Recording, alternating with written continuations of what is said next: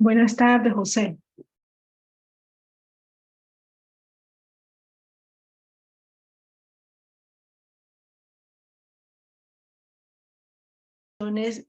Que se usan en termodinámica, como sistema, cuál es la clasificación de los sistemas.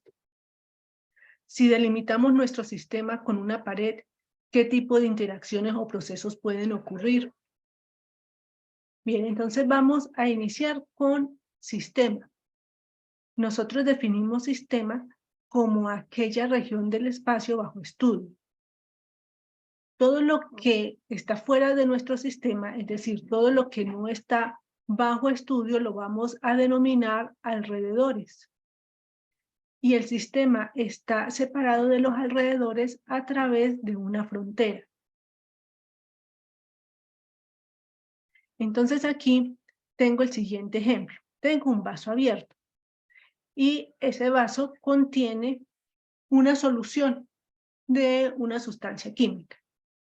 Entonces mi sistema, es decir, lo que quiero estudiar es la sustancia química que se encuentra en solución.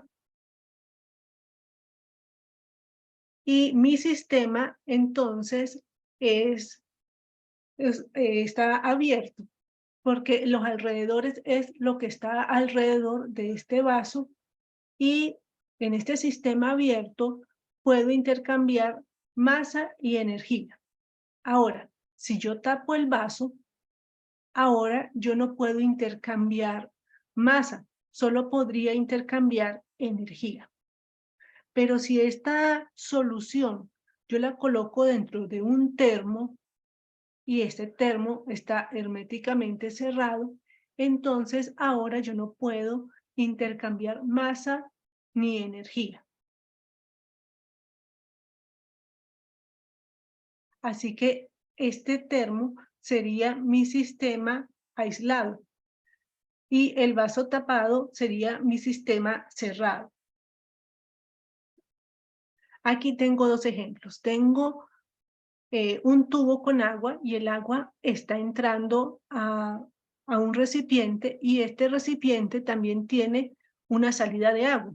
Y esto está ocurriendo en continuo. Entonces, este tipo de sistema es abierto, cerrado o aislado. Entonces, como ustedes están dando cuenta, hay una entrada y una salida de agua. Así que definitivamente mi sistema es abierto.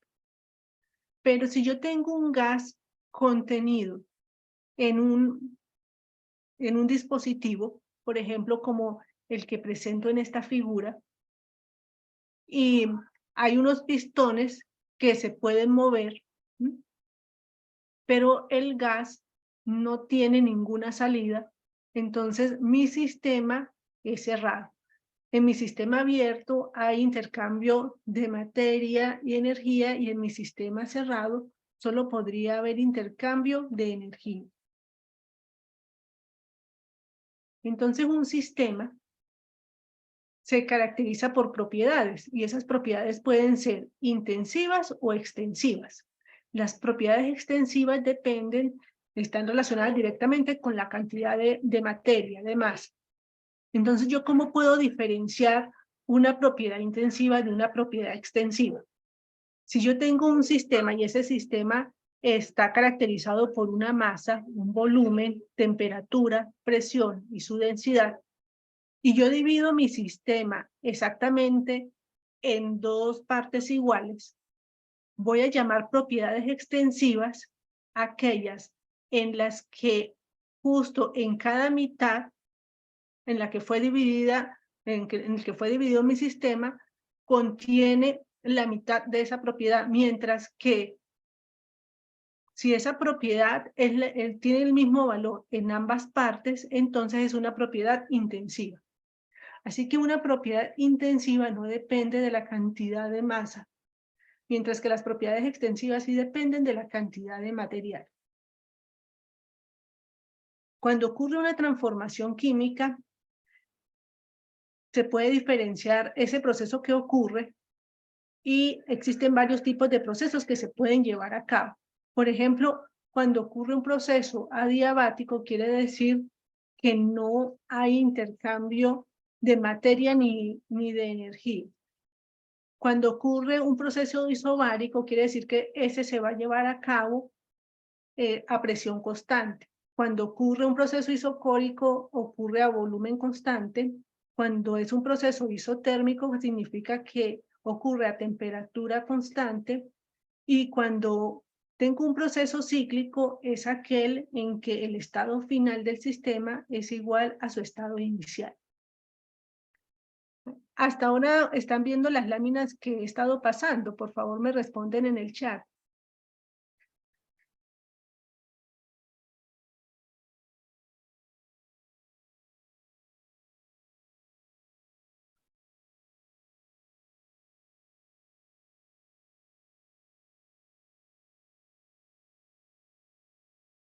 Hasta ahora han podido ver las láminas que les he estado compartiendo. Gracias, Sharon.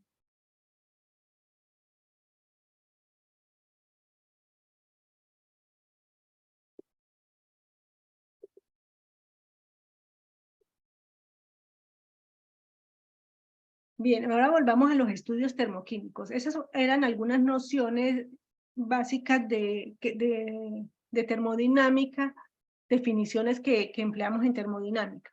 Ahora, los estudios termoquímicos se pueden llevar a cabo a volumen constante o a presión constante.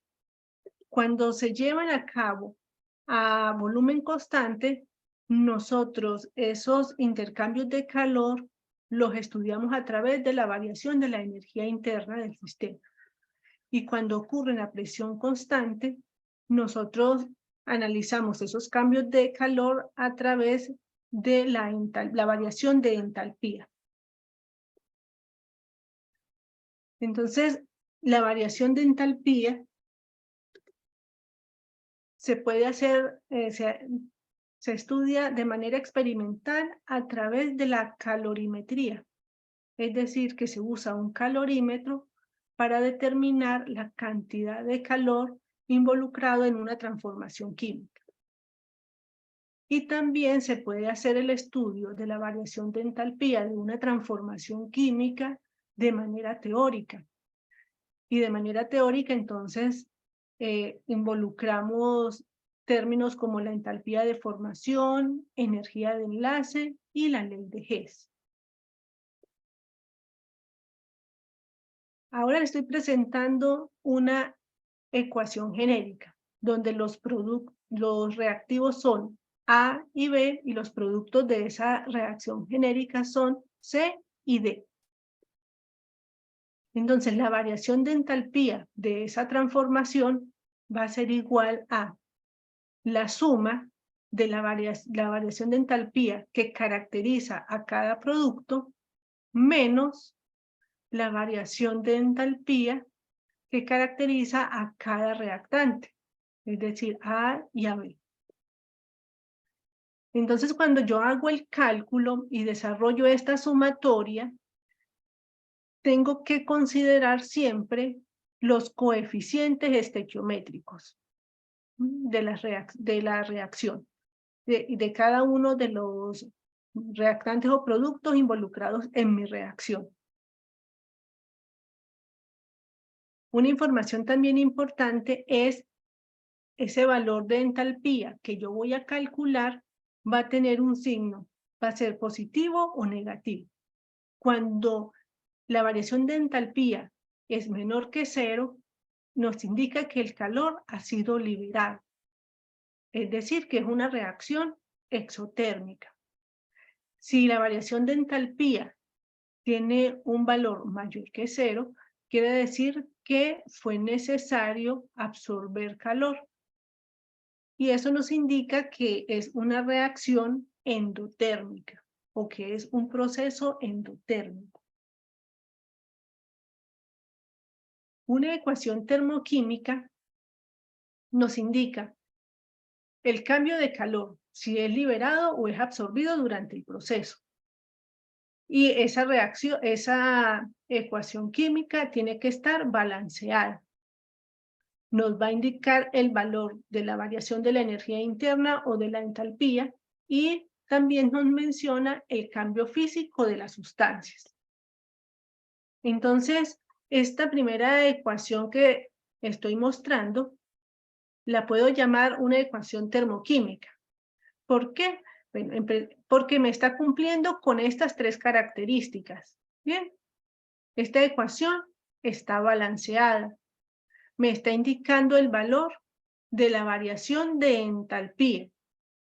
Y, bueno, menciona el estado físico de las sustancias. No, entonces si no me está cumpliendo con estas tres, entonces no la puedo llamar ahora ecuación termoquímica. Vamos a ver los dos siguientes ejemplos. Bien, entonces estos dos ejemplos que tengo aquí para la segunda ecuación, es ecuación termoquímica. Bueno, ¿está balanceada? Sí, está balanceada. ¿Me indica el valor de energía interna o de entalpía? Sí, me está indicando uno de los dos y me está indicando la variación de entalpía. ¿Y me menciona el estado físico de las sustancias? Sí, estas me las menciona. Entonces, esta ecuación, la segunda y la tercera, son ecuaciones termoquímicas. La primera no la puedo denominar ecuación termoquímica porque no me está cumpliendo con mi tercer criterio, que es mencionar el estado físico de las sustancias. Cuando estamos en el área de la termoquímica, usamos 4 leyes en general. La ley de la conservación de la energía, la ley de Lavoisier y Laplace, la ley de Hess y la ley de calor de mezcla. Entonces, para su nivel, en general, ustedes estudian la ley de Hess. Siempre la ley de la conservación de la energía está presente y la ley del calor de mezcla también fue enunciada por Hess. Vamos a recordar la ley de Hess. Entonces, la ley de Hess lo que me indica es que cuando ocurre una transformación química, esa transformación química puede ocurrir en una etapa o en varias etapas. Independientemente de la forma que ocurra esa transformación, la cantidad de calor involucrado va a ser el mismo.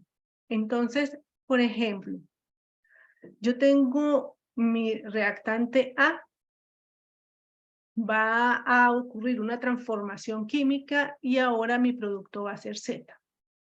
En esa transformación hay una cantidad de calor involucrado que lo estoy representando como Q sub 1.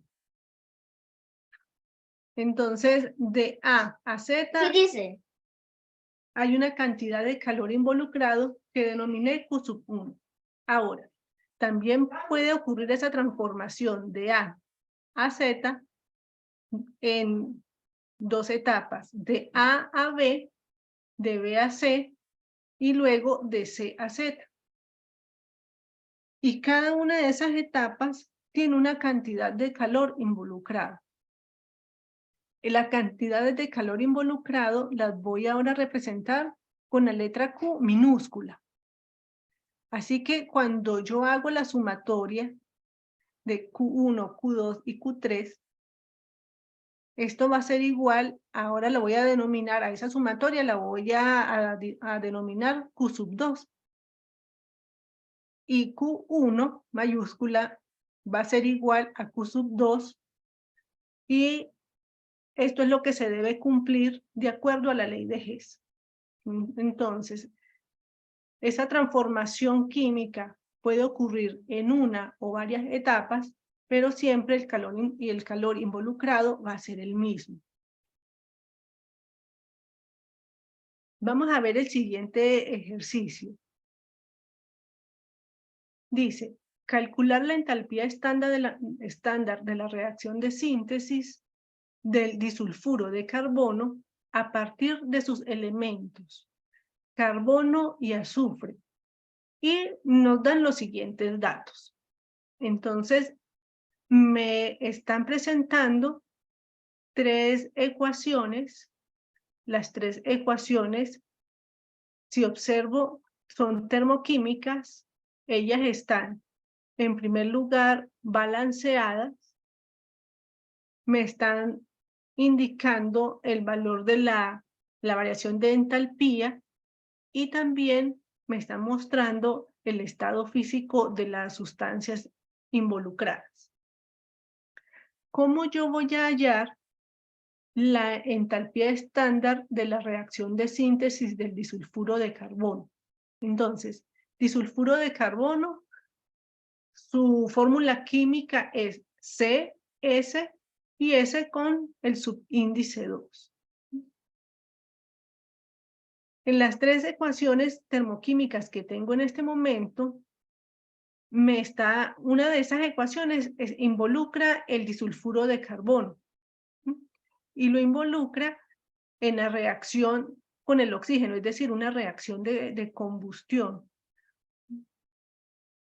Pero lo que yo tengo que calcular es la entalpía estándar de la reacción de síntesis del disulfuro, es decir, cómo yo obtengo el disulfuro. Así que yo puedo organizar estas tres ecuaciones de manera tal que yo pueda obtener este valor.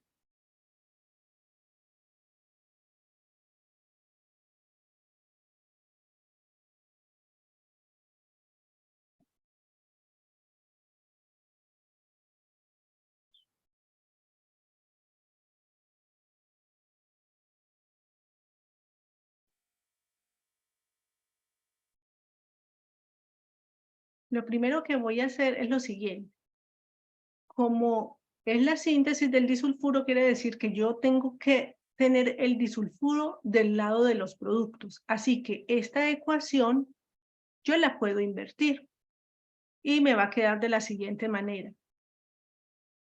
Dióxido de carbono más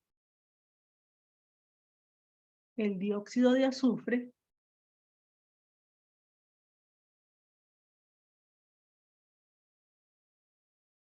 obtengo el disulfuro de carbono más oxígeno.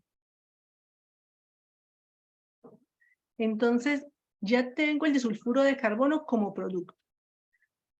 Como yo invertí el orden de esta reacción, entonces ahora en la variación de la entalpía va a tener el mismo valor, pero con signo contrario.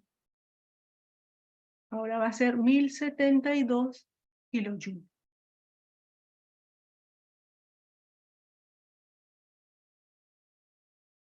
Y dice el enunciado que tengo que obtener el disulfuro a partir de sus elementos constituyentes. Entonces, mi reacción final tiene que ser carbono en forma de grafito más azufre para obtener el disulfuro de carbono. Esta tiene que ser mi reacción final.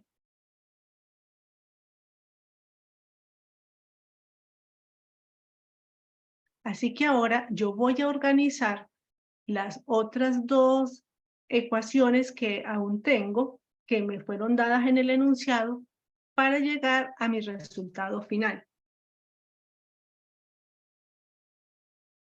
Entonces voy a escribir aquí la primera ecuación. Esta la estoy llamando ecuación 1, ecuación 2 y ecuación 3. Más oxígeno, CO2 gas. ¿Ok? Ahora tengo azufre más oxígeno, azufre sólido, más oxígeno, dióxido de azufre.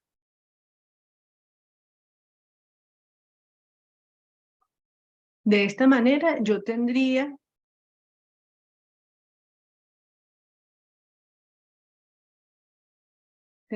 el carbono y el azufre del lado de los reactantes.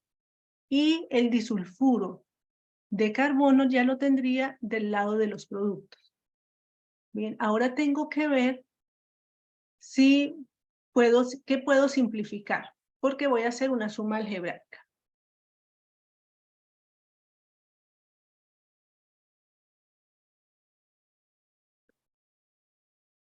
Para yo poder simplificar el dióxido de azufre, del lado de los productos tengo un solo mol y del lado de los reactantes tengo 2. Así que yo tendría en primer lugar que multiplicar esta ecuación por 2. Así que tendría aquí esto es un 2, me falta.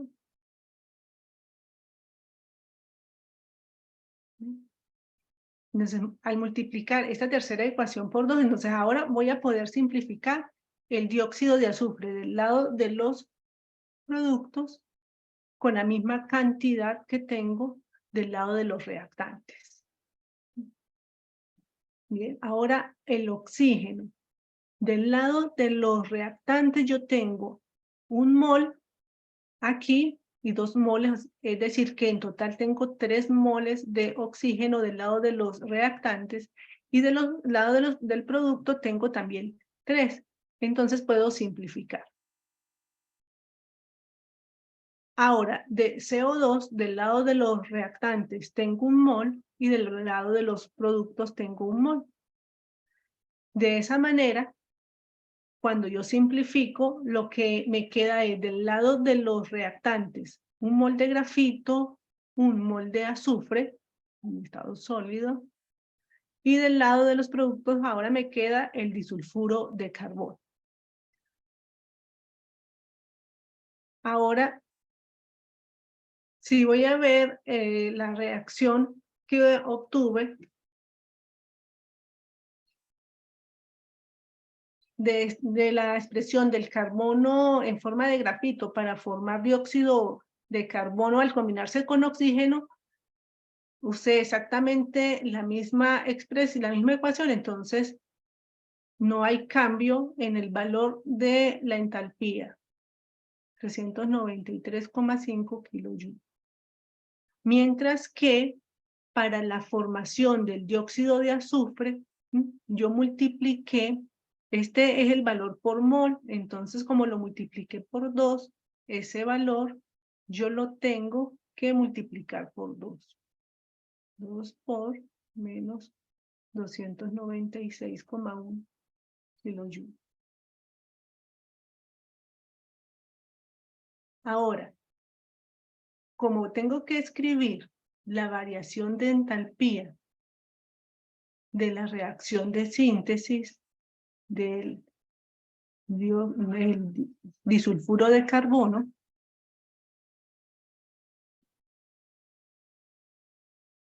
tengo 1072 kilojoules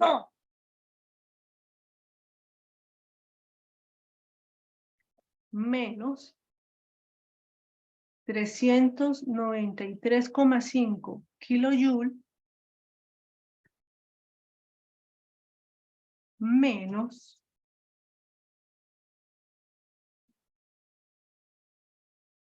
2 por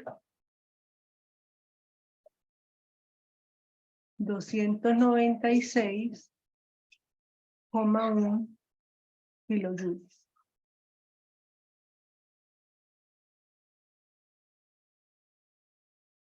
Al resolver esa expresión, yo obtengo que la variación de entalpía va a ser igual a 86,3 kilojoules.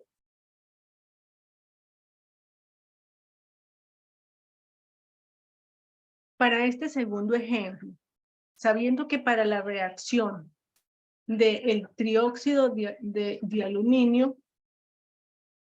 es la descomposición, es una reacción de descomposición, se forman 4 moles de aluminio y 3 moles de oxígeno.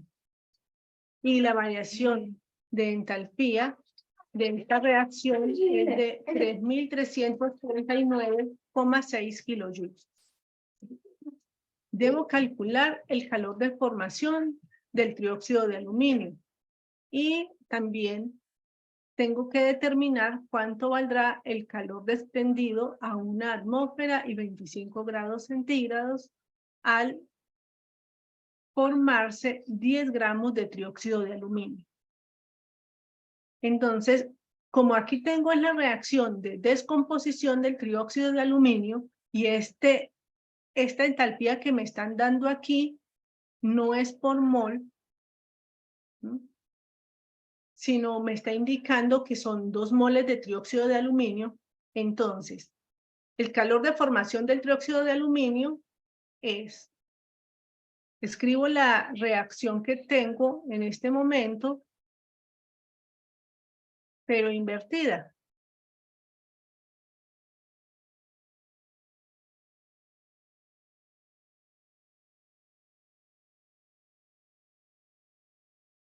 Y este valor, así, tal cual,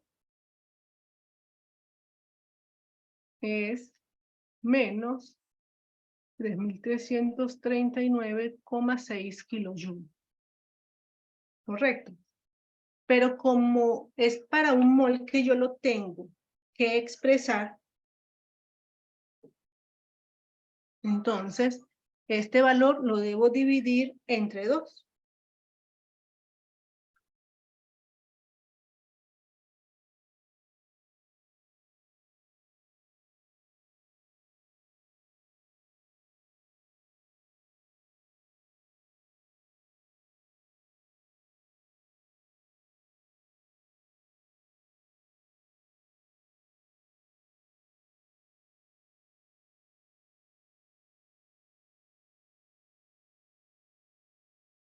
Y es menos 1.669,3.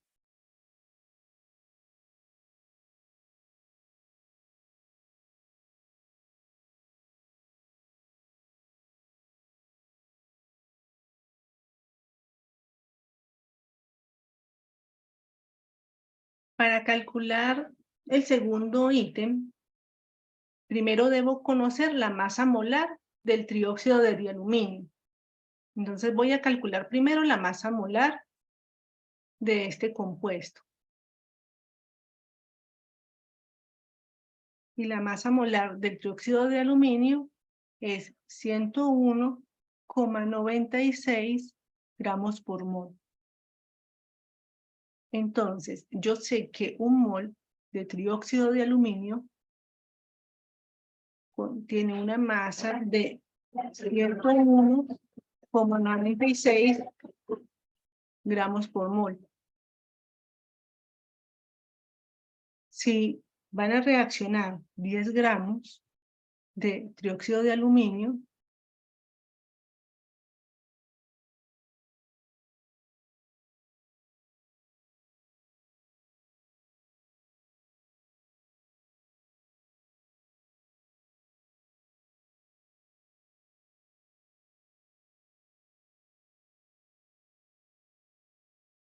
estamos en unidades de kilojoule, la cantidad de energía involucrada en este proceso es menos 163,8 kilojoule.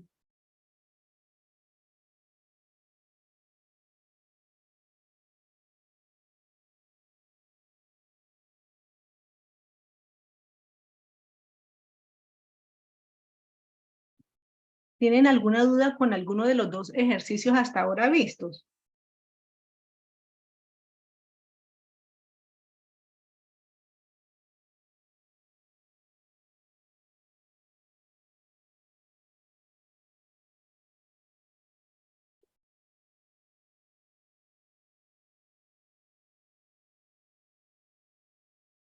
Bien, aquí tengo un tercer ejercicio.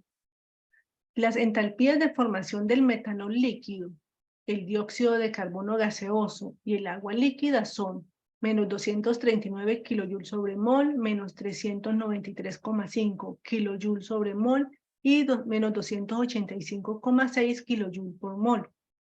Entonces, debo responder lo siguiente. Primero, escribir la ecuación de combustión del metanol. Luego, calcular la variación de entalpía del proceso de combustión y finalmente determinar la cantidad de calor que se obtendría al quemar 0,5 gramos de metanol.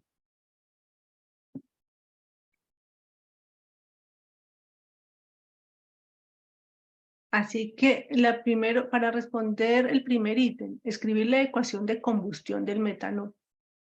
Entonces, el metanol es el compuesto orgánico CH3OH.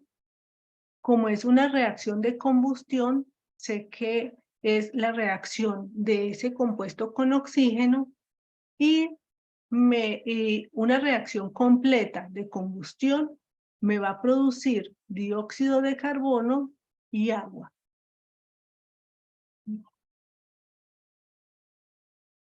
Agua líquido, dióxido de carbono gaseoso, oxígeno gaseoso y el metanol líquido. Bien, ahora lo que tengo que hacer es balancear la ecuación. Así que para que esta ecuación quede balanceada, necesito escribir tres medios como coeficiente estequiométrico en el oxígeno. Así tengo un carbono del lado de los productos y uno del lado de los reactantes, 4 hidrógenos del lado de los reactantes, aquí, así que aquí debo escribir el coeficiente estequiométrico 2 delante del agua. De oxígeno del lado de los reactantes tengo 3 por 2, 6, entre 2, 3, más 1, 4. Tengo 4 oxígenos del lado de los reactantes y del lado de los productos tengo 2 oxígenos en el agua y 2 en el dióxido de carbono. Tengo 4. Entonces, así mi ecuación está balanceada. Calcule la variación de entalpía del proceso de combustión. Entonces, la variación de entalpía del proceso de combustión va a ser igual a la entalpía la variación de entalpía de los productos menos la variación de entalpía de los reactantes.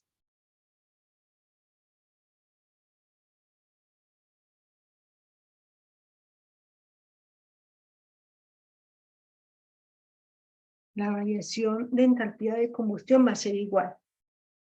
Ahora voy a desarrollar esta expresión. La variación de entalpía del dióxido de carbono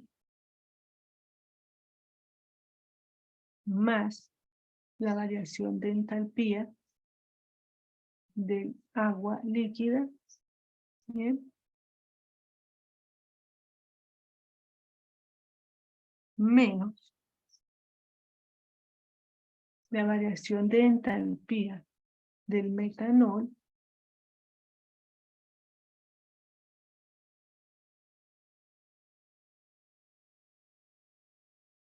más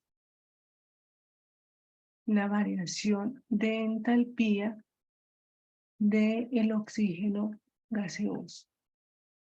Aquí en líquido. Bien. Aquí desarrollé la expresión, pero me falta ahora agregar los coeficientes estequiométricos. Entonces, del dióxido de carbono, su coeficiente estequiométrico es 1, entonces aquí es 1.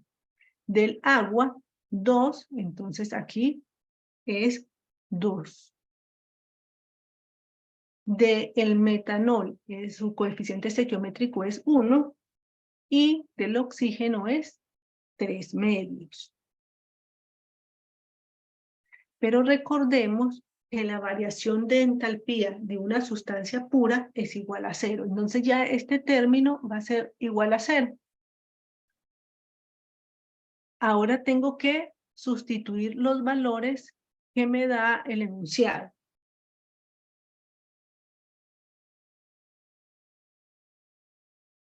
Para el dióxido de carbono es menos 393,5 kilojoule por mol más 2 veces menos 284,67 kilojoule por mol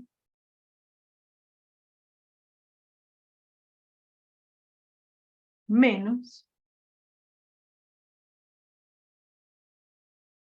236,80 kilojoule por mol.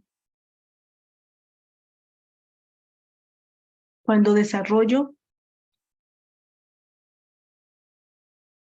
esa suma algebraica, obtengo que la variación de entalpía de combustión es igual a menos 725,54 kilojoule por mol.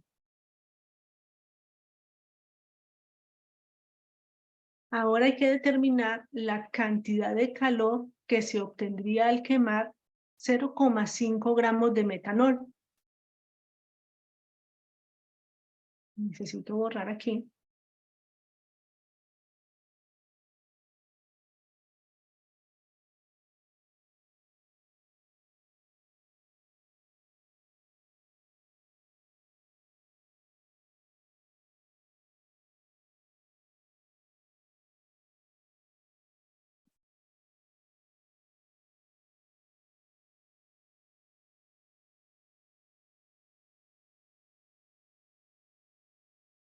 Para calcular el paso C, primero necesito conocer la masa molar del metanol. Y la masa molar del metanol es igual a 32 gramos por mol. Entonces me preguntan 0,5 gramos de metanol. Necesito saber cuál es la cantidad de calor que se requiere para esa transformación. Es un mol. Vamos a ver cuántos moles son, sabiendo que en un mol hay 32 gramos.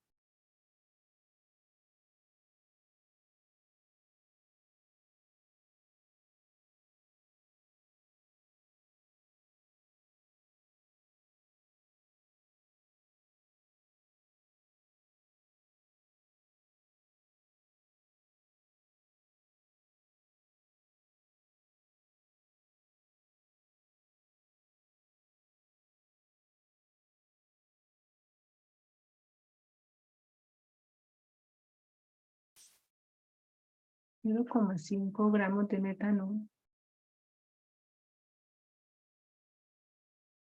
por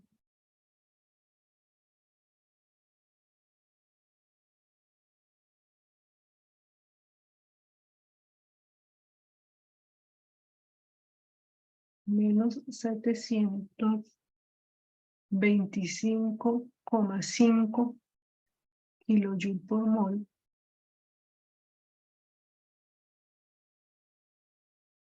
la cantidad de calor que se obtiene al quemar 0,5 gramos de metanol es igual a menos 11,34 kilojoule. Gramos y gramos.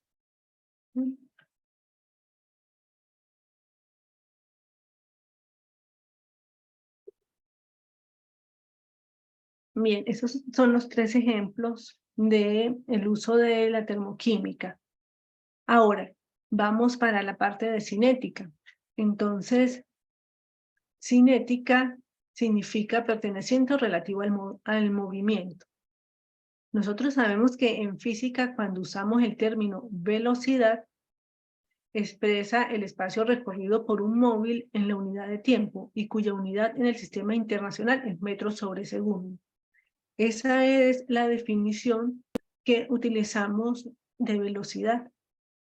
Sin embargo, nosotros en química también hablamos de velocidad de reacción. Y cuando hablamos de la velocidad de reacción es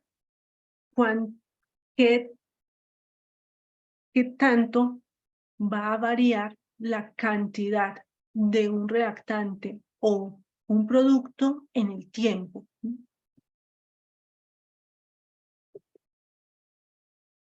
¿Qué estudia la cinética química? Bien, entonces la cinética química es la rama de la química que va a estudiar la velocidad de las reacciones químicas. Entonces es cómo ocurre esa transformación, cómo va a ocurrir esa transformación en el tiempo. Entonces es el cambio de la concentración de cualquiera de los reactantes o productos por unidad de tiempo. ¿Qué incluye el estudio de la cinética química? Entonces, la velocidad de las reacciones y sus leyes de velocidad, los factores que afectan la velocidad de una reacción y el mecanismo o la secuencia de etapas en las que ocurre esa reacción. ¿Por qué es importante el estudio de la cinética química? En primer lugar, porque nos va a ayudar a comprender los mecanismos de reacción y determinar la dependencia de la velocidad de esa reacción con los parámetros del sistema. Y además, nos permite seleccionar las mejores condiciones para que un proceso industrial obtenga su máximo rendimiento. Vamos a considerar una reacción simple, una transformación del reactante A hacia el producto B. Si en el laboratorio yo comienzo a observar, a medir cómo varía la concentración de A en el tiempo, voy a notar que a medida que transcurre el tiempo, la concentración de A, que es el producto, va a disminuir, mientras que la concentración de B, que la concentración de A, que es el reactante, va a disminuir y la concentración de B, que es el producto, va a aumentar. Y va a llegar un momento en que cuando se ha consumido todo el reactante A, ya no voy a obtener más producto. Así que puede llegar un momento en la reacción, si es una reacción de equilibrio, por ejemplo, en que las cantidades del producto como del reactante van a permanecer constantes. Entonces, la velocidad de la reacción va a ser la velocidad de disminución de la concentración de A o la velocidad de aumento de B.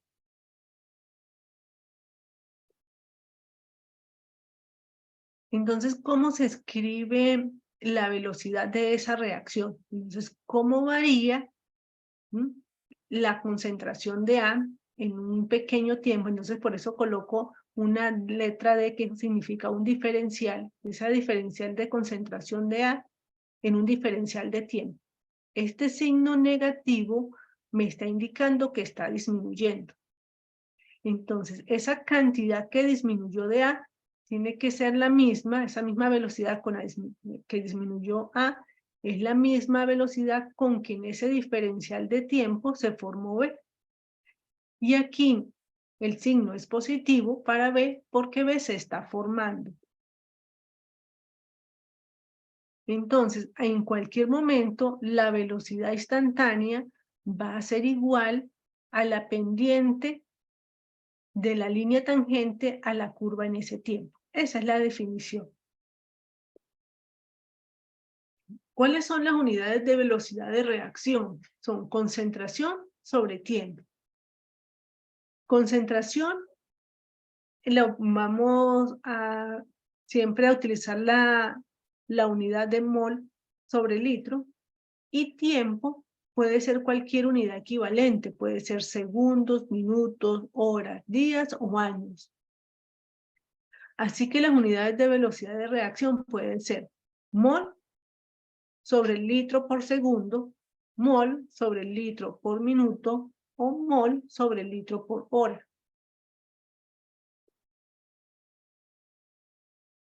La velocidad de una reacción depende de la temperatura o en función de la temperatura, de la presión, de la concentración de los reactantes, de la concentración de especies que no aparecen en la reacción global como catalizadores o inhibidores. Un catalizador es una sustancia que no está involucrada directamente en la reacción química, sino que ayuda a que ésta ocurra a una mayor velocidad. Y un inhibidor tiene la función contraria al catalizador. La velocidad de la reacción es proporcional al volumen de la fase y al área de la superficie activa.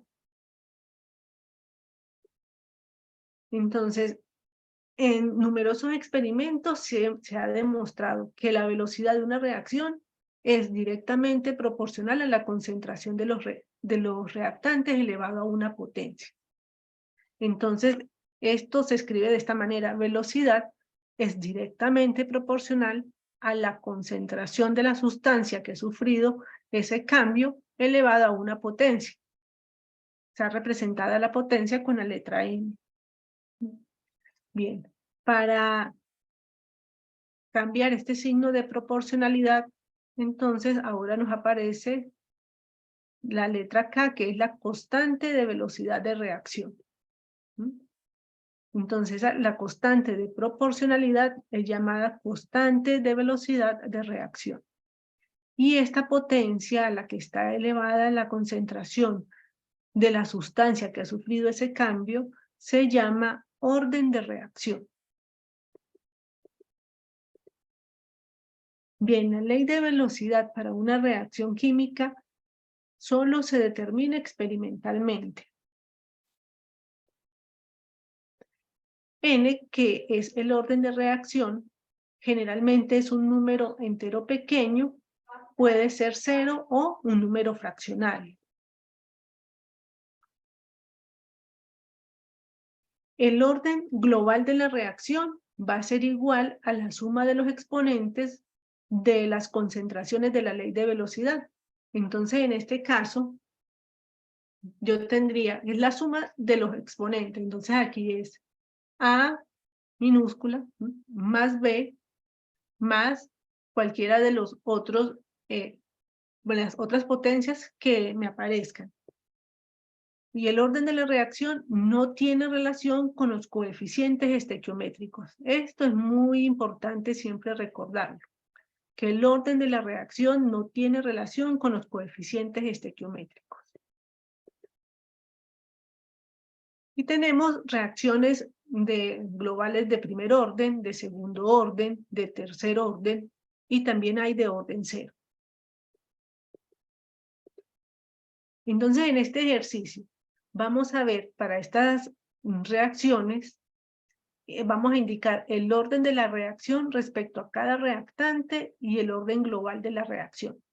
Entonces, para la primera reacción, en la que los reactivos son el monóxido de nitrógeno más hidrógeno para formar nitrógeno gaseoso y agua, la expresión de la ley de velocidad para esta reacción es de orden 1 para el hidrógeno y de orden 2 para el monóxido de nitrógeno.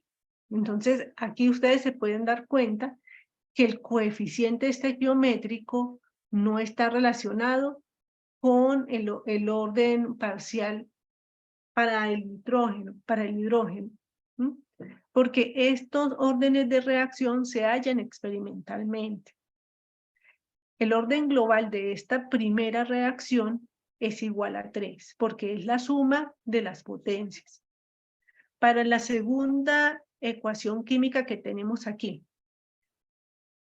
la expresión de la ley de velocidad es la concentración de oxígeno elevado a 1, es decir, que es el orden 1 respecto al oxígeno.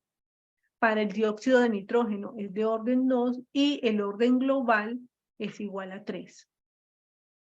Para la formación del ácido iodídrico, aquí es yoduro de, si no está en solución acuosa, aquí no me está indicando cuál es el estado físico.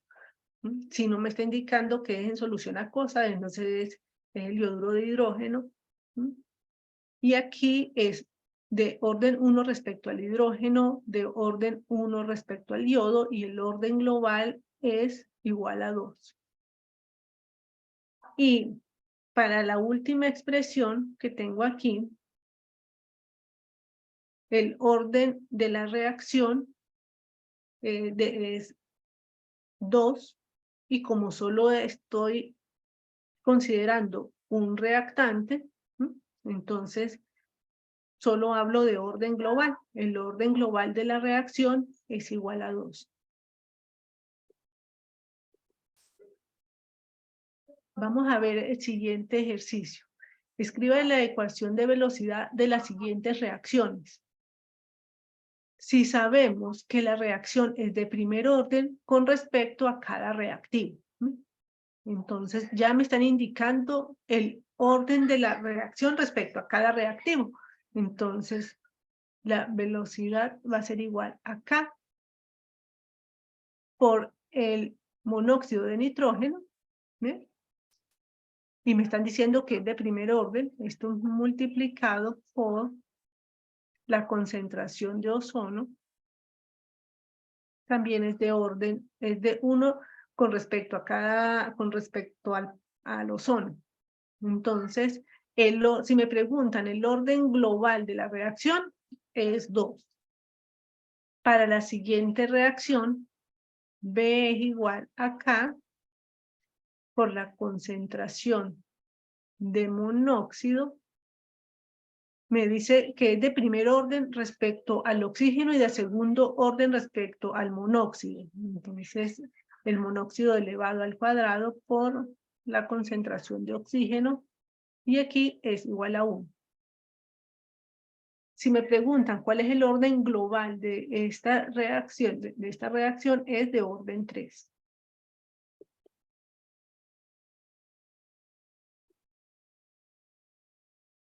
Bien, para esta reacción genérica, dice, es de primer orden con respecto a cada uno de los reactivos. Escriba la ecuación de velocidad. Entonces, la ecuación de velocidad es igual a la concentración de A por la concentración de B, y me dice que es de primer orden respecto a cada uno de ellos. Entonces queda tal cual como la escribí, pero aquí me falta escribir la constante de velocidad.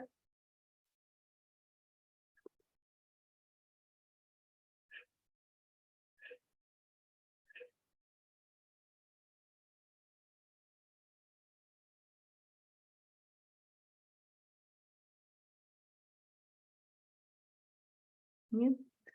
El orden total de la reacción, este es el ítem A, el ítem B, el orden global.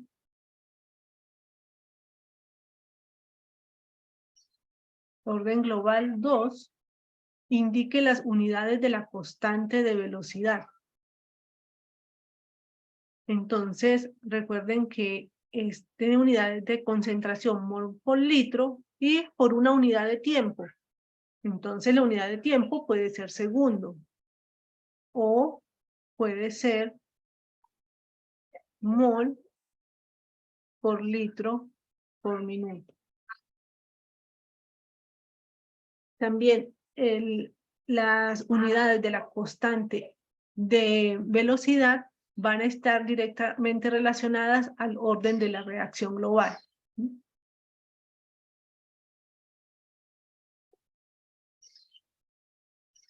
Para una reacción general, este tercer ejemplo, para una reacción general, una reacción genérica A más B productos, se han realizado 3 experimentos. En ellos se han obtenido estos valores de velocidad de reacción. Entonces realizaron 3 experimentos, me indican los valores de la velocidad de reacción para cada experimento y la concentración de los 2 reactantes. Entonces, la pregunta es, indique los órdenes parciales con respecto a A y B y el orden global de la reacción.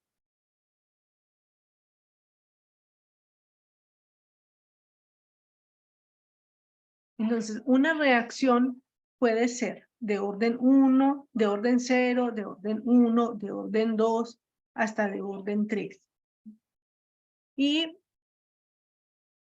aunque no vemos cómo se deducen estas expresiones, sabemos que para una reacción de orden cero,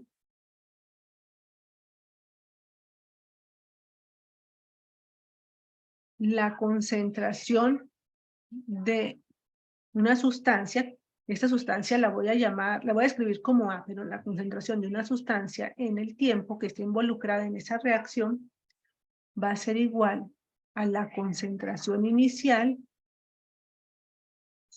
menos Kt. Esa es la expresión para una reacción de orden cero. Si fuese una reacción de orden 1, tenemos que el logaritmo natural de la concentración de A en el tiempo va a ser igual al logaritmo natural de la concentración de A sub 0 menos Kt. Si fuese de orden 2, entonces el inverso de la concentración de la sustancia A en el tiempo va a ser igual al inverso de la concentración inicial más Kt. Para hallar el orden de la reacción, el orden global de la reacción y el valor de la constante de velocidad, se utiliza un método que se llama el método gráfico. Y el método gráfico consiste en graficar estas expresiones, ¿sí?, usando la ecuación de una recta. Entonces, recordemos que la ecuación de una línea recta es igual a mx más b. Entonces, en estas expresiones que yo tengo aquí,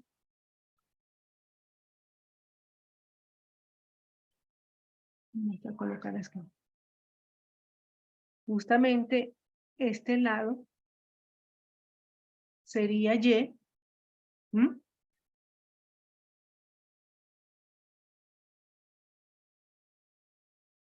A, estas que tengo de este lado, sería b, y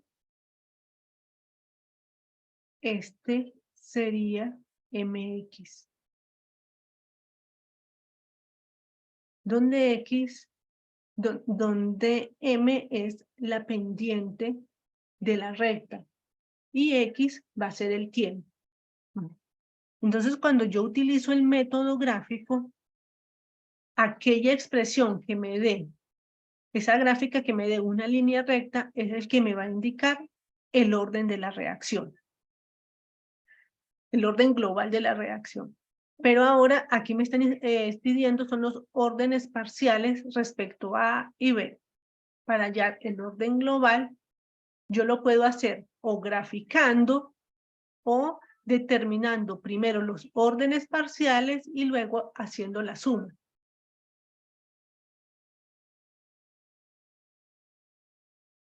La forma más sencilla para poder calcular los órdenes parciales es seleccionar dos valores desde dos experimentos, ¿sí?, y que esos dos valores tengan en común el mismo valor para uno de los reactantes para poder simplificarlos.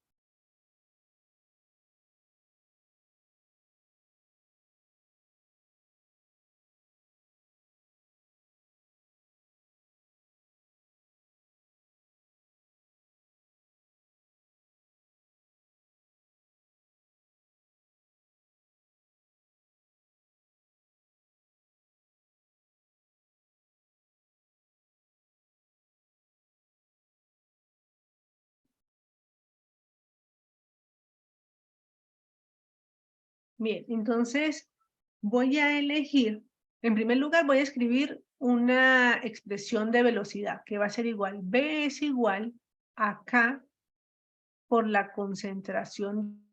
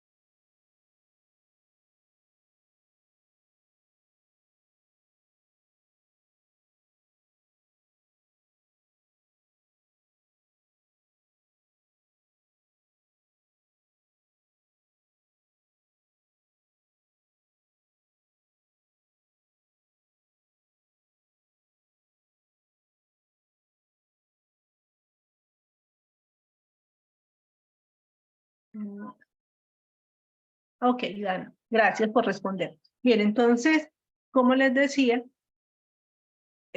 seleccioné un experimento y escribí mi expresión de velocidad para ese experimento. Ahora voy a seleccionar, aquí tengo seleccionado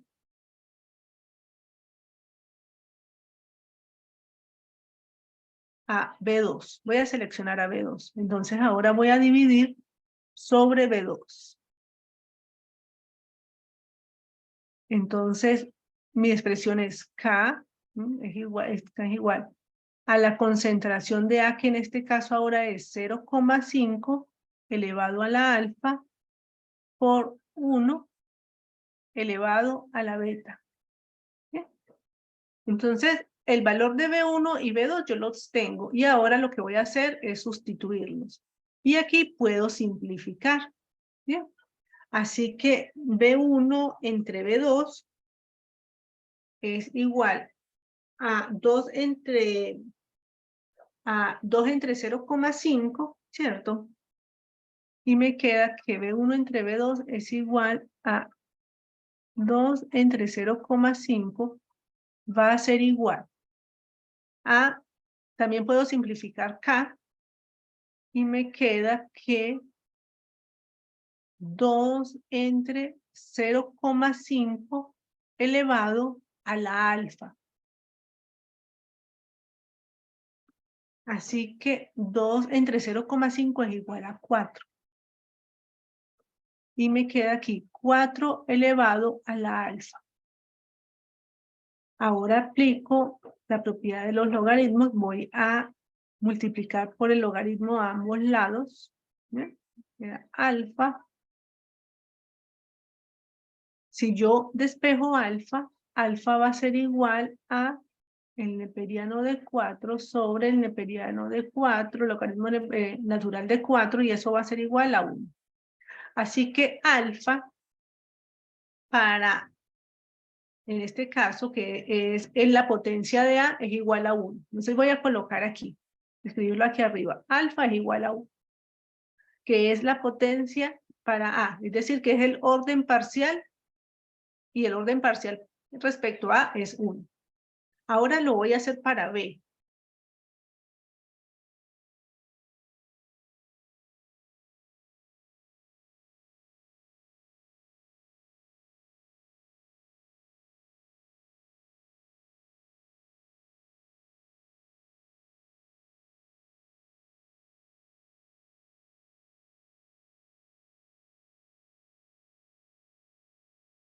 No me quiere borrar aquí, entonces voy a tachar.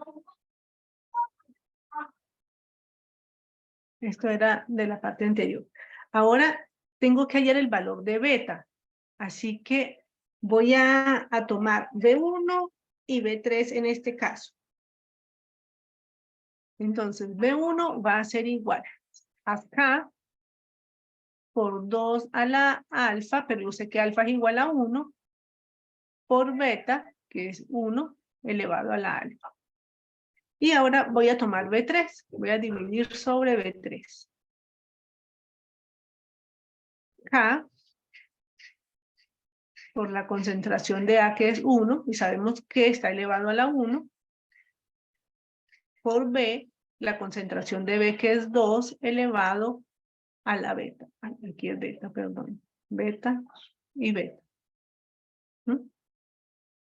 Entonces, como yo sé el valor de B1 y B3, hago ese cociente, y ese cociente es igual a 0,5. Simplifico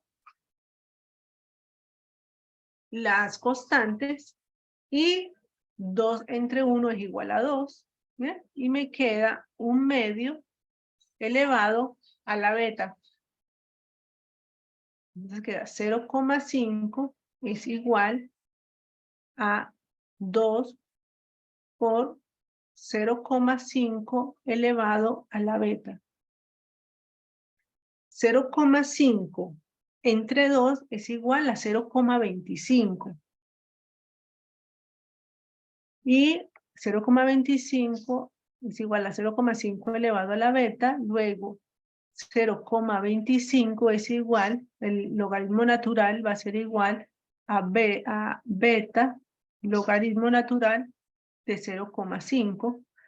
Por tanto, beta va a ser igual a el logaritmo natural de 0,25 sobre el logaritmo natural de 0,5. Y aquí, beta ahora va a ser igual a 2. Entonces, beta es igual a 2.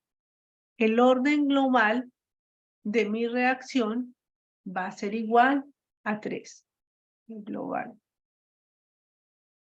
Ahora, y si yo tengo que escribir mi ley de velocidad, va a ser igual, V es igual a K por la concentración de A elevado a la 1 por la concentración de B elevado a la 2. Y esa es la expresión para esta ecuación. ¿Tienen alguna duda?